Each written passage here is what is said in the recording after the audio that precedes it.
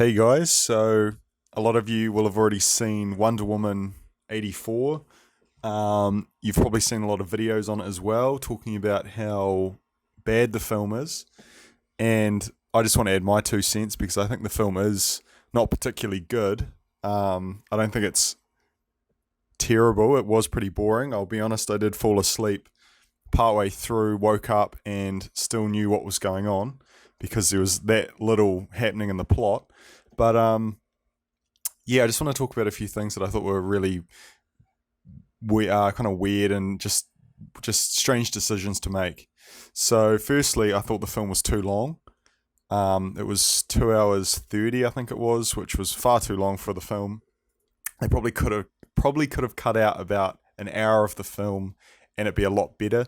For instance, there was a scene at the start with, which was a cool scene, but it didn't really add anything to the film. Was the bit where Diana is a little girl and she does this course, like a, what would you call it?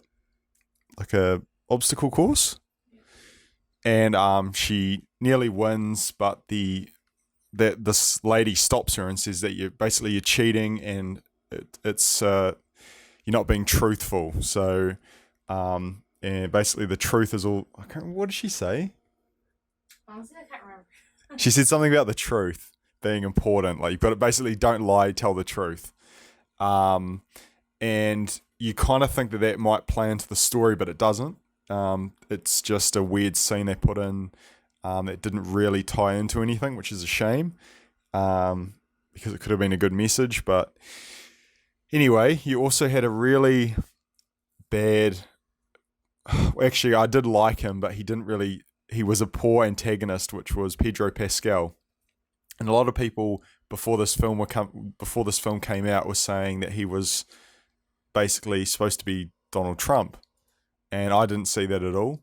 I think possibly might have been more interesting if he was, but he was just a '80s businessman type character, pretty over the top, not particularly good for a villain just because he didn't really have a lot to do with Wonder Woman. He wasn't out to get her.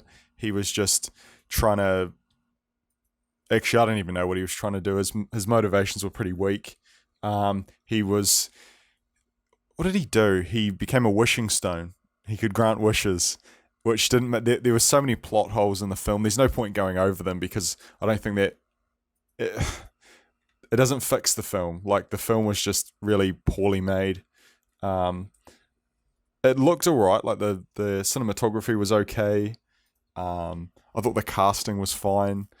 But again, for a Wonder Woman film, she wasn't Wonder Woman for very much of the film.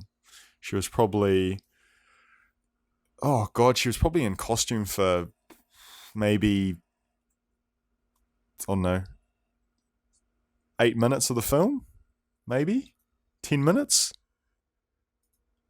Like it was hardly anything. Like there was hardly any action. Like I swear it was like an hour before we actually got any action. There was some cool scenes, but you were so bored by what was going on, so out of just out of the film. Like I said before, I had a nap, woke up and was like, what's going on? Oh yeah, I'm back with it. Like it was just dull. Like nothing happened.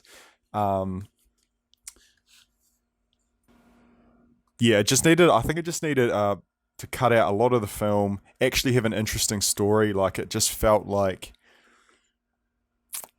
like I know a lot of people were saying it was sort of like a throwback to the Christopher Reeve Superman, which it kind of was, but I don't think it was in a good way.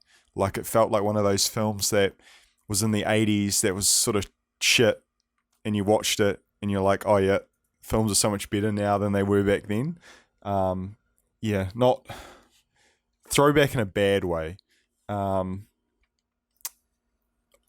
also think that Kristen Wiig was fine. I actually didn't hate her. A lot of people sort of hated on her. I just thought her motivation was pretty weak. The cheetah scene was really dumb when she turned into Cheetah, or whatever her name is, Cheetah. She looked really kind of dumb. The gold armor looked cool.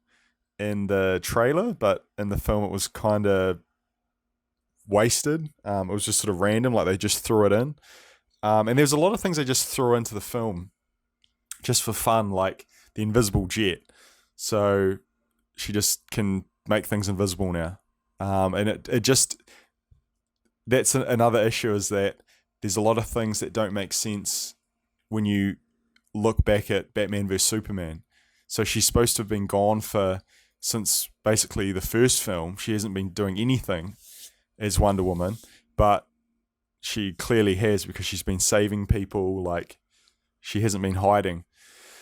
So that's kind of weird. But you can kind of, it's just like one of those sort of, just, no one's going to remember this in like, I don't know, a month. Like, it's just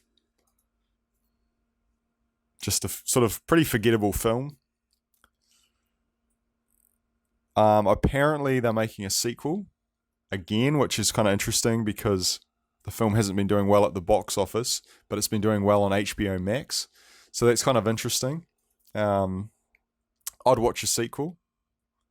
I think it can't be worse than this one.